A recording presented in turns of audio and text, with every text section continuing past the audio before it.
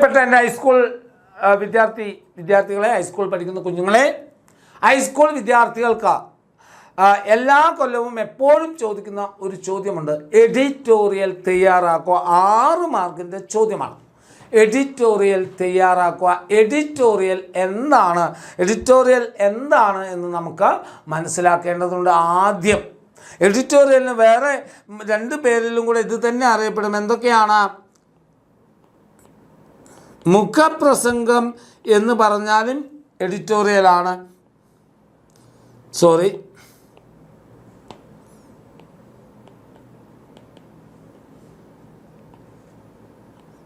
പത്രാധിപക്കുറിപ്പ് എന്ന് പറഞ്ഞാലും എഡിറ്റോറിയലാണ്. ഈ 3 വന്നാലും എഴുതേണ്ടത് ഒന്നാണ്. എഡിറ്റോറിയൽ, മുഖപ്രസംഗം, പത്രാധിപക്കുറിപ്പ് 3ഉം ഒരേ സാധനമാണ്. വ്യത്യസ്ത പേരുകളിൽ അറിയപ്പെടുന്നു എന്നേ ഉള്ളൂ. എന്താണ് എഡിറ്റോറിയൽ? ഒരു പത്രത്തിൻ്റെ എഡിറ്റർക്ക് ആ എഡിറ്ററുടെ അഭിപ്രായം എഴുതാനുള്ള കോളമാണ് എഡിറ്റോറിയൽ കോളം. ഒരു എഡിറ്റർക്ക് ഏതെങ്കിലും ഒരു വിഷയത്തെക്കുറിച്ച് അദ്ദേഹത്തിൻ്റെ നിലപാട് വ്യക്തമാക്കാൻ വേണ്ടി ഉപയോഗിക്കുന്ന കോളമാണ് എഡിറ്റോറിയൽ കോളം. ക്ലിയർ ആണോ മക്കൾക്ക്? ക്ലിയർ ആണോ? അപ്പോൾ എഡിറ്റോറിയൽ കോളം എന്താണെന്ന് മനസ്സിലായി. അപ്പോൾ ആ എഡിറ്റർ എഴുതുമ്പോൾ എന്തൊക്കെ ശ്രദ്ധിക്കണം എന്നുള്ളതാണ്. ആകർഷണീയമായ ശീർഷകം. ഉപന്യാസം നിങ്ങൾ എഴുതാൻ പഠിച്ചവരാണല്ലോ. ഉപന്യാസം എഴുതാൻ നിങ്ങൾ ഉപയോഗിക്കുന്ന ഒരുവിധം മാനദണ്ഡങ്ങളെല്ലാം എഡിറ്റോറിയലിനുമുണ്ട്. അതായത് ആകർഷണീയമായ ശീർഷകമായിരിക്കണം. ഇത് നിങ്ങളുടെ പരീക്ഷാ പേപ്പറാണെങ്കിൽ ഇങ്ങനെ എഴുതുന്ന, അതായത് ഇങ്ങനെയുള്ള ശീർഷകമാണ്. അതായത് മെയിൻ ശീർഷകമായിട്ട് എഴുതേണ്ടതാണ് എഡിറ്റോറിയലിൻ്റെ ശീർഷകം. അത് ആകർഷണീയമായിരിക്കണം. വായനക്കാരനെ ഇംപ്രസ് ചെയ്യാൻ പോകുന്നതായിരിക്കണം ആ എഡിറ്റോറിയൽ എന്ന് പറയുന്നത്. അപ്പോൾ ആകർഷണീയമായ ശീർഷകം ഉണ്ടായിരിക്കണം. മുഖം എഴുതണം. ഇൻട്രൊഡക്ഷൻ ഉണ്ടായിരിക്കണം. നല്ല ഒരു ഇൻട്രൊഡക്ഷൻ. തന്നിരിക്കുന്ന ചോദ്യത്തോട് 100% നീതി പുലർത്തുന്ന ഒരു ഇൻട്രൊഡക്ഷൻ നിങ്ങൾ എഴുതണം. മുഖം എഴുതണം. എഡിറ്റോറിയൽ എന്തായാലും പരീക്ഷയ്ക്ക് വരുന്ന, മലയാളം ഫസ്റ്റിലോ സെക്കൻഡിലോ നിർബന്ധമായും, ഹൈസ്കൂളിൽ നിർബന്ധമായും വരുന്ന ചോദ്യങ്ങളിലൊന്നാണ് എഡിറ്റോറിയൽ. അപ്പം നിങ്ങൾ കൃത്യമായി ഇത് പഠിച്ചു കഴിഞ്ഞാൽ നിങ്ങൾക്ക് ആ ഫോർമാറ്റിൽ തന്നെ അങ്ങ് എഴുതിപ്പോയാൽ കൃത്യമായിട്ട് മാർക്ക് കളയാതെ വാങ്ങാൻ സാധിക്കുമെന്നുള്ളതാണ്. അപ്പോൾ മുഖം എഴുതണം. ഖണ്ഡിക തിരിച്ചെഴുതണം. പാരഗ്രാഫ് തിരിച്ചെഴുതണം. ഖണ്ഡിക തിരിച്ചെഴുതുക എന്ന് പറഞ്ഞാൽ പാരഗ്രാഫ് തിരിച്ചെഴുതണം. 3 പാരഗ്രാഫെങ്കിലും മിനിമം ഉണ്ടാവണമെന്നാണ് പറയുക. 3 പാരഗ്രാഫെങ്കിലും മിനിമം ഉണ്ടാകണം.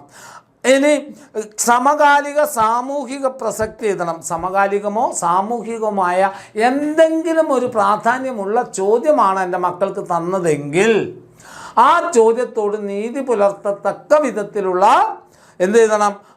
കാര്യങ്ങൾ നിങ്ങളുടെ എഡിറ്റോറിയലിൽ ഉണ്ടായിരിക്കണം. ആ കാര്യങ്ങളെല്ലാം ആ എഡിറ്റോറിയൽ ഉണ്ടായാൽ മാത്രമേ അതൊരു നല്ല എഡിറ്റോറിയലായി മാറുകയുള്ളൂ. അതാണ് സമകാലികം. അതായത് ഇന്നത്തെ കാലത്ത് നടക്കുന്ന എന്തെങ്കിലും പ്രാധാന്യം അതിനുണ്ടോ? തന്നിരിക്കുന്ന ചോദ്യത്തിന് ഇന്നത്തെ കാലഘട്ടവുമായി എന്തെങ്കിലും പ്രാധാന്യമുണ്ടോ? അത് എഴുതണം. അതുപോലെ സാമൂഹികമായി സോഷ്യൽ റെലവൻ്റായ എന്തെങ്കിലും ഒരു വിഷയമാണോ? സാമൂഹ്യ പ്രസക്തി. അതാണ് സാമൂഹിക പ്രസക്തി എന്നുദ്ദേശിച്ചത്. സോഷ്യൽ റെലവൻറ്റിനെയാണ്. സാമൂഹികമായ എന്തെങ്കിലും പ്രാധാന്യം, ഒരു സമൂഹത്തിൽ നടക്കുന്ന എന്തെങ്കിലും ഒരു വിഷയമാണോ നിങ്ങളുടെ എഡിറ്റോറിയലിന് തന്നിരിക്കുന്നത് എന്ന് കൃത്യമായി പരിശോധിക്കുകയും ആ ഒരു സാമൂഹിക പ്രശ്നം നിങ്ങളുടെ ഉത്തരത്തിൽ ഉണ്ടാവുകയും വേണം. ഇനിയോ, വിവരങ്ങൾ ആധികാരികവും സമഗ്രവുമായിരിക്കണം.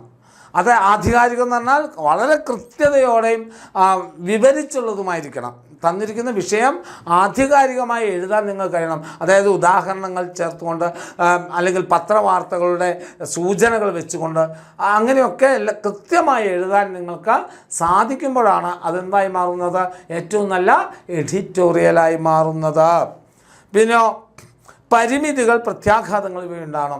എന്താണ് തന്നിരിക്കുന്ന വിഷയം നടപ്പിൽ വരുത്താൻ എന്തൊക്കെ പരിമിതികളുണ്ട്, അല്ലെ? എന്തൊക്കെ തടസ്സങ്ങൾ അല്ലെങ്കിൽ എന്തൊക്കെ പോരായ്മകളുണ്ട്, അതിൻ്റെ പ്രത്യാഘാതം തന്നിരിക്കുന്ന ചോദ്യം കൊണ്ട് ഒരു സമൂഹത്തിന്, ഒരു സൊസൈറ്റിക്ക് എന്തെങ്കിലും പ്രത്യാഘാതം എന്ന് പറഞ്ഞാൽ അനന്തരഫലം സമൂഹത്തിൽ അങ്ങനെ ഒരു പ്രശ്നം നടക്കുന്നുണ്ട്, സമൂഹത്തിന് എന്തെങ്കിലും ഒരു പ്രശ്നം ഉണ്ടാകുന്നുണ്ടോ അത് നിങ്ങൾ എഴുതണം. പിന്നെ നിങ്ങളുടെ അഭിപ്രായങ്ങളും നിഗമനങ്ങളും ആകണം ഉപസംഹാര ഭാഗം. അതായത് കൺക്ലൂഷൻ എഴുതുന്ന ഭാഗം, കൺക്ലൂഡ് അയക്കുന്ന ഭാഗം നിങ്ങളുടെ അഭിപ്രായവും നിങ്ങളുടെ നിഗമനവുമായിരിക്കണം.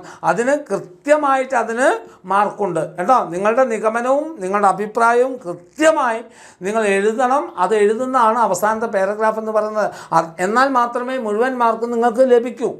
ഈ വിഷയം ഇന്ന കാരണങ്ങളാണ്, അതിന് ഇന്ന പ്രതിവിധികളുണ്ട്, നമുക്ക് ചെയ്യാൻ പറ്റുന്ന ഇന്ന കാര്യങ്ങളാണ്, അങ്ങനെ സജഷൻസും അതുപോലെ നിങ്ങളുടെ കാഴ്ചപ്പാടും എഴുതാൻ നിങ്ങൾക്ക്. അതാണ് എഡിറ്റോറിയൽ. കാരണം എഡിറ്റോറിയലിന് പറയാനുള്ളതും അവരുടെ നിർദ്ദേശങ്ങളും വെക്കാനുള്ള നിർദ്ദേശങ്ങളും എഴുതാനാണ് എഡിറ്റോറിയൽ കോളം എന്ന് പറയുന്നത്.